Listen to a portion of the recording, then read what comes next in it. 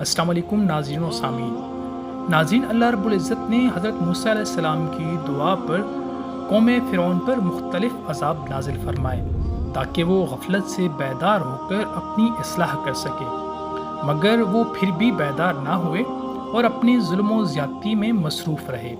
اللہ رب العزت نے حضرت موسیٰ علیہ السلام کو حکم دیا کہ آپ بنی اسرائیل کو لے کر مصر سے نکل جائیں اور اپنے باپ دادا کی سرزمین فلسطین یا کانان چلے جائیں۔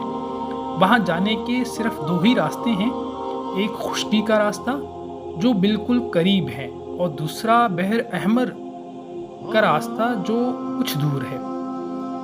اللہ تعالیٰ کی مصلحت کا تقاضا یہی تھا کہ بنی اسرائیل خشکی کا راستہ چھوڑ کر دریائی راستہ اختیار کرے۔ چنانچہ حضرت موسیٰ علیہ السلام بنی اسرائیل کو لے کے راتوں رات روانہ ہو گئی۔ جیسی ہی فرعون کو بنی اسرائیل کی مصر سے روانہ ہونے کی اطلاع ملی، اس نے فوراً ہی اپنے فوج کو ساتھ لے کر ان کا تعاقب کیا اور صبح ہونے سے پہلے ہی ان کے قریب جا پہنچا۔ بنی اسرائیل نے جب پیچھے مڑ کے دیکھا کہ فرعون اپنی فوجوں کو لے کے آ رہا ہے تو وہ گھبرا کر کہنے لگے، اب تو ہم گرفتار ہو جائیں گے، کیونکہ آگے دریا ہے اور پیچھے دشمن۔ فرمان الہی ہے کہ ہم نے موسیٰ کو وحی کی کہ راتوں رات میرے بندوں کو لے کر یہاں سے نکل جاؤ، بلا شبہ پیچھا کیا جائے گا۔ پھر فرعون نے تعاقب کے لیے شہروں میں اہلکار بھیج دیے۔ بے شک یہ بنی اسرائیل تھوڑے لوگوں کا گروہ ہے اور بلا شبہ یہ بنی اسرائیل ہمیں بہت غصہ دلا رہے ہیں۔ جب فرعون اپنے لشکروں سمیت حضرت موسیٰ علیہ السلام کے قریب پہنچا اور بنی اسرائیل انہیں دیکھ کے پریشان ہو گئے تو اللہ تعالیٰ نے حضرت موسیٰ علیہ السلام کو تسلی دیتے ہوئے فرمایا، تم خوف نہ کھاؤ، اللہ کا وعدہ یقیناً سچا ہے، وہ تمہیں ضرور نجات دے گا۔ بس اپنی لاٹھی کو پانی پر مارو، اس سے دریا میں راستے بن جائیں گے۔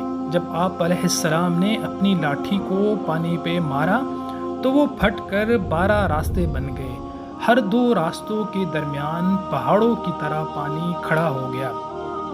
حضرت موسیٰ علیہ السلام کی حکم سے بنی اسرائیل ان راستوں پر چل دیے اور دریا پار کر گئے۔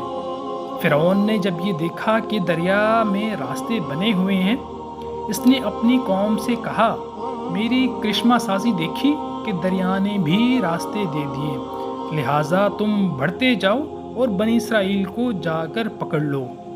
فرعون نے بھی اپنی فوجوں کے ساتھ دریا کے راستوں میں داخل ہوا۔ جب تمام فوجیں دریا کے اندر پہنچ گئی تو اللہ تعالیٰ نے پانی کو حکم دیا اور وہ اپنی اصلی حالت میں آ گیا اور فرعون اپنی فوجوں سمیت غرق ہونے لگا۔ تو اس نے فوراً کہا، میں اپنے اسی رب پر ایمان لاتا ہوں جس پر بنی اسرائیل ایمان لائے ہیں، اور میں فرمانبردار بن کر رہوں گا۔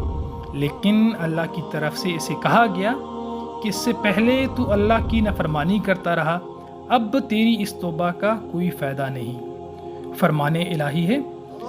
پھر ہم نے موسیٰ کی طرف وحی کی کہ اپنی لاٹھی دریا پہ مارو، بس اس وقت دریا پھٹ گیا اور پانی کا ہر حصہ بڑے پہاڑ کی طرح کھڑا ہو گیا، اور اس جگہ ہم دوسرے گروہ فرعون کی لشکر کو بھی قریب لائے، اور ہم نے موسیٰ اور جو ان پر ایمان لائے تھے سب کو بچا لیا۔